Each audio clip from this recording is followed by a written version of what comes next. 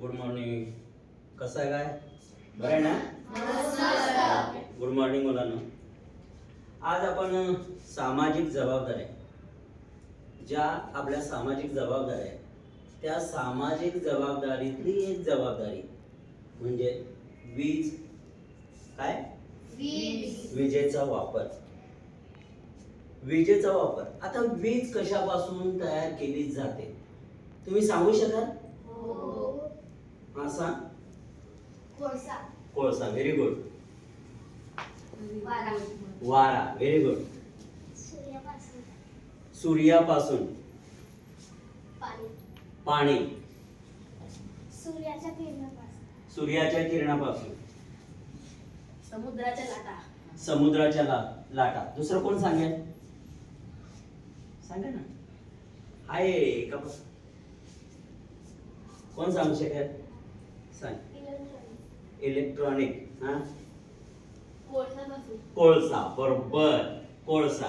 बघा आपण कशा कशापासून बघा. पहिला तू सांगितलं पाणी, सूर्यप्रकाश, समुद्राच्या लाटा, कोळसा, वारा. बरोबर नाही? यापासून आपल्याला ह्यापासून आपली वीज निर्मिती करू शकतो आपण. बरोबर का नाही? मग आता विजेचा वापर जर म्हटलं तर विजेचा वापर कसा केला पाहिजे त्याचा जर विचार केला तर वीज ही बघा आता निसर्गातून उपलब्ध होते. वाऱ्यापासून पवनचक्की अशी फिरताना तुम्ही बघितल्या जे शिर्डीला जाताना अशा मोठमोठ्या पवनचक्क्या आहेत. त्या पवनचक्क्यापासून आपल्याला वीज निर्मिती होते. दुसरी गोष्ट आहे पाणी. पाण्यापासून वीज निर्मिती होते. मोठमोठे धरणं बांधले जातात आणि त्या धरणामध्ये वीज प्रकल्प असतो. पाण्यापासून वीज निर्मिती. संत समुद्राच्या लाटा आहेत त्या समुद्राच्या लाटापासून पण वीज निर्मिती केली जाते. त्याच्यानंतर काय सांगितलं? सूर्यप्रकाश. Solar system. आपल्या शाळेमध्ये सोलर सिस्टम आहे. बरोबर? आपला सूर्याचा प्रकाश त्याच्यावर पडतोय आणि त्याच्यापासून काय तयार होते? वीज तयार होते. काय होते? वीज. बरोबर आहे का नाही? ह्या गोष्टीपासून आपल्याला वीज निर्मिती करता येते. हे तुम्हाला सगळ्यांना माहित आहे. पण विजेचा वापर कसा करायचा, किती करायचा? आता जर आपण विजेचा वापर जास्त केला तर काळांतराने ही जी वीज आहे ती जर आपण विचार केला तर आपल्या समजा एक आपला महाराष्ट्र राज्य आहे. या राज्यामध्ये कामानिमित्त इतर राज्यातील लोक कामानिमित्त आपल्या महाराष्ट्र राज्यात भरपूर लोक आलेले आहेत. कामधंदा पाहिजे, रोजगारानिमित्त ते आपल्या राज्यात आले. मग आपल्या महाराष्ट्र राज्याची काय झाली? लोकसंख्या वाढलेली आहे. लोकसंख्या वाढली म्हणजे विजेचा वापर जास्त झाला. कमी लोकसंख्या असेल तर विजेचा वापर कमी होईल. बरोबर आहे का नाही? कमी लोकसंख्या असल्यावर विजेचा वापर कमी होईल आणि जास्त लोकसंख्या असल्यावर विजेचा वापर जास्त होईल. मग ह्या महाराष्ट्र राज्यात आता आपणच नवी मुंबईमध्ये राहतो. नवी मुंबईमध्ये भरपूर लोक कामानिमित्त रोजगारानिमित्त आलेले आहेत. आपल्या महाराष्ट्र पूर्ण राज्यामध्ये ही लोक आलेले आहेत. पण लोकसंख्या जास्त झाली, विजेचा वापर जास्त झाला. आता तुम्ही आपल्या महाराष्ट्राचाच विचार केला किंवा आपल्या घरचाच विचार करा. आपल्या घरापासून पण सकाळी उठल्यापासून संध्याकाळी झोपेपर्यंत विजेचा किती वापर होत असतो. बघा आता घरामध्ये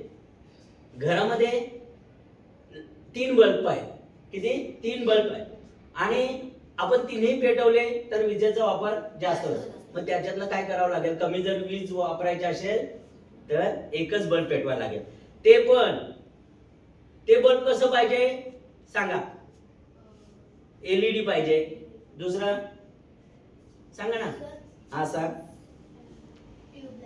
ट्यूबलाइट आहे ती मध्यम किंवा हा सांग. CFL. बरोबर. याच्यासाठी टाळ्या वाजवा. हे जे CFL बल्ब आहे त्याच्यात कमी विजेचा वापर होत असतो. जास्त वीज लागत नाही, जास्त लाईट लागत नाही. त्यामुळे काय होईल माहितीये का? आपल्याला येणारं जे लाईट बिल आहे, लाईट बिल माहिती आहे ना तुम्हाला? महिन्याला तुमचे वडील, तुमचे पप्पा मम्मी लाईट बिल भरतात का नाही? जास्त जर वापर केला तर जास्त लाईट बिल. म्हणजे तो पैशाचा भुर्दंड कोणाला? तुम्हाला होतो, तुमच्या आई वडिलांना होतो. म्हणून घरामध्ये कमी लाईट खाणारे, कमी लाईट, ज्याला कमी लाईट लागते तेच CFL बल्ब सांगितलं त्यांनी, बरोबर. नंतर आता घरामध्ये भरपूर उपकरण आहेत. कोणकोणती उपकरण आहेत सांगा बघू. हा सांग. फ्रीज. फ्रीज. मला सांग, फ्रीजला जास्त लाईट लागते का कमी? जास्त. जास्त. Very good. दुसरं कोण सांगेल? Washing machine. वॉशिंग मशीन, कपडे धुण्यासाठी यंत्र. जास्त लाईट लागते का कमी? जास्त. जास्त वीज लागते. मिक्सर. मिक्सर. मला सांग, मिक्सरला जास्त वीज लागते का कमी? जास्त. जास्त. Very good. Heater. Heater. Heater पाणी तापवण्याचा हीटर ना, बरोबर. मग जास्त लागते का कमी? जास्त. जास्त. दुसरं कोण सांगेल? असा. इस्त्री. इस्त्री. सांगा, आता इस्त्रीला जास्त लाईट लागते का कमी? जास्त. जास्त. कूलर. कूलर, म्हणजे जेव्हा आपल्याला गरम होतंय, बरोबर आहे ना, तेव्हा कूलरला. मला सांग, कूलर जर वापरला तर जास्त वीज लागेल का कमी? जास्त. जास्त. सांग. एसी. एसी. बरोबर. एसी. आता आपण जेव्हा उन्हाळा ऋतू सुरू झाल्यानंतर आपल्याला कसं होतंय? गरम होतंय. काय होतंय? गरम. मग तेव्हा आपण आपल्या घरामध्ये एसी बसवतो आणि त्या एसीतून थंड अशी हवा येते. मग मला सांग ना, एसी लावल्यानंतर जास्त वीज लागेल का कमी? जास्त. जास्त. हा सांग. टीव्ही. टीव्ही. टीव्हीचं काय सांग बघू, किती वीज लागते? जास्त. जास्त. मध्यम स्वरूपाची वीज लागते. मध्यम. मग ही जी उपकरणे आहेत तुमच्या घरामध्ये आहेत, मग आपण काय करतो? खरोखर ज्या गरज आहे तीच वस्तू घ्यायला पाहिजे, बरोबर का नाही? पंखे जर 2-3 असतील तर किती पंखे लावायचे? एक पंखा, म्हणजे विजेची बचत झाली. ट्यूबलाईट, लाईट, त्याच्यात पण लाईट मध्ये प्रकार आहेत. CFL बल्ब यांनी सांगितलं, बरोबर का नाही? नंतर दुसरं LED बल्ब असतं बघ, LED बल्ब, ते वापरलं तर लाईट. म्हणून आपल्याला जर घरापासून सुरुवात करायची असेल तर कमी वीज लागणारे उपकरणे आपण वापरायची, बरोबर का नाही? इस्त्री जर केली ना तर इस्त्रीला पण भरपूर वीज लागते. वॉशिंग म्हणजे कपडे धुलाईचं यंत्र आहे, वॉशिंग मशीन, त्याला पण जास्त वीज लागते. म्हणजे आपल्या घरापासूनच तुम्ही सुरुवात करा का वीज बचत केली पाहिजे. भविष्यात काय होणार आहे माहिती का? जर वीज बचत केली नाही, आपणच भरपूर वीज वापरली, तर भविष्यात 40 ते 50 वर्षात जी वीज बनवणार स्त्रोत आहे ती काय होणार आहे? आपले बंद होतील. म्हणजे वीज निर्मिती होणारच नाही. बघा, आता जर वीज निर्मिती तू सांगितलं, कोणी तर सांगितलं कोळसा, तू सांगितलं होतं ना कोळसा.